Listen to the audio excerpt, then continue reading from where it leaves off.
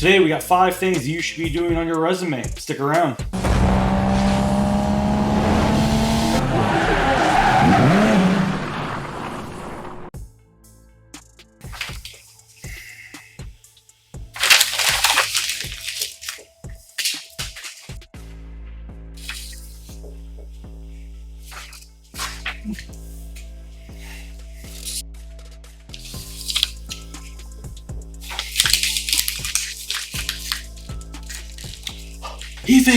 He fakes right. Kobe! Man, I should have been in the NBA. What's going on, everybody? Welcome back. It's been a busy few weeks here. Been good though, spending time with family and friends and just kind of hanging out, enjoying the summer. But we're back today with a resume writing video. 5 tips on how to improve your resume, things you should think about including, things you should probably think about removing. Starting list out at number 1, highlighting achievements versus your duties. This is something that I often recommend to people right out the gate when I'm looking at their resume and offering my advice. Is that they spend too much time listing out the things that they're responsible for in their role and not enough time highlighting what they accomplished while they were in that role. So when you're going through your resume, you want to highlight your overall job position in a summary, but you don't want to spend bullet point after bullet point after bullet point listing out all of your duties and then moving on to the next job.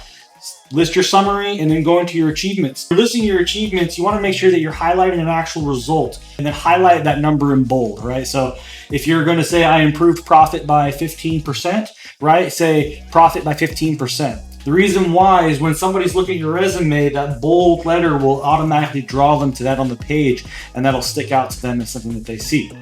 Number 2, highlight scope and scale. So you want to give the reader of your resume something that gives them the indication of what you were responsible for. What level of responsibility did you have? This is different from duties, right? This is talking about the scope and the impact that you have on the organization of what you were responsible for. So if you're in sales, you might say that you're responsible for all of North America, or you're responsible for the US, or you're responsible for creating $500 million a year in revenue.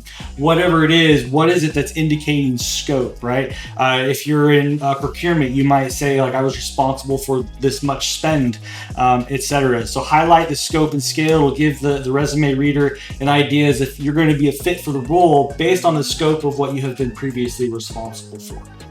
Number 3, something to remove. Remove GPAs, dean lists, anything that's like summa cum laude or fraternities, sororities. Remove all of this stuff. You need to maximize your space. If you're brand new out of college, this is really the only exception. However, once you get your first job, remove this thing from your resume. So if you're brand new out of college and all you've had is a couple of internships, and maybe you were the president of your fraternity, and you had a really great GPA, and these are things that you just want to highlight because you don't have experience, then by all means, keep those on your resume. But after you get that first job, take them off. It's typically more of a hindrance than it is helpful. If you're running out of space, you can also remove volunteer work. Unless it's related to the job you're applying for, or you had a large impact at the organization, also remove that as well. Number 4, remove intangible competencies. This is something that I see a lot at the top. People will put something like great communication skills or great interpersonal skills. These aren't things that you can really prove. That skill is going to be relative to the job that you're applying for, meaning good communication at one company might be different at another company and might also be different to what you think is good communication, right? So remove those intangible skills and focus on tangible competencies like data analysis, Excel expertise, things like these. These are the things that should be going into your competencies list. And then the 5th thing I got for you is make it pretty. The average resume is only read for 7.4 seconds before someone's playing Kobe with it. So make sure you make this thing look pretty, make sure it stands out, make sure you have things highlighted in bold. That's going to immediately draw the reader to your resume. A couple of bonus tips for you guys. Your resume should be unique for every position that you apply for. Don't have a blanket resume that you're going to apply for every job. The reason is job positions are going to vary from place to place that you apply to, and what your experience is on one resume may look different than how you would have it on another resume. So make sure that your resume is uniquely fitted to the job description of which you are applying for. Have those buzzwords from the job description actually within your resume themselves. To that, your resume will also be a script for how you interview. So I always recommend that whenever you go interview for a position, you should always bring your resume with you. So that way when you're answering questions, you can actually provide relevant information such as data that you may or may not have otherwise off the top of your head. And then lastly, and importantly, and a little controversially, ageism. Ageism is a very real thing. So with that, leave experience off of your resume that is older than 15 years of age, okay? The only exception there is if you're applying for senior level positions that require 25 or 20 years of experience, then you can go further back to include that experience on your resume. Outside of that, remove things that are going to be older than 15 years.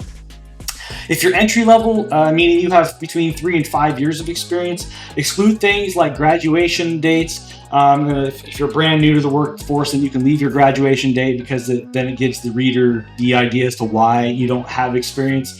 And then also, if you're older, also remove graduation dates from colleges and that kind of stuff from your resume as well. But that's what I got. Did I miss anything? What successes have you had? Go ahead and leave that in the comments below. Please don't forget to like and subscribe to the channel. That really helps me out a lot so we can continue to grow this thing. Other than that, that's all I got for you guys today. Until next time, talk to you guys later.